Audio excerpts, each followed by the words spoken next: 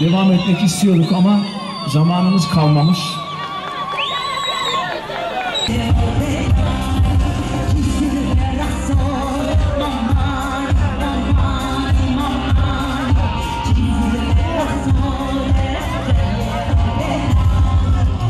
Barışın önündeki en büyük engel bu tecrit politikalarıdır. Tecrite karşı mücadeleyi sürdüren zindan direnişçilerine ses olmakla barışı yaşatabiliriz. Barışı yaşatmak için hep birlikte mücadele etmek. Gele serhade, dildare azadiye ve aşitiye, ve tefkiratın, serserar serşeverahatın.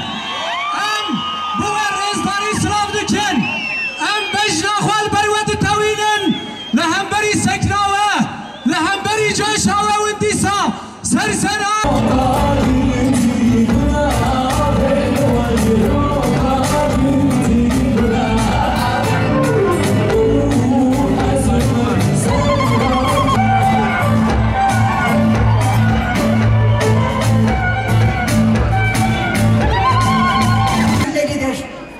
Çünkü Türkiye'nin en acil ihtiyacı barıştır sevgili arkadaşlarım.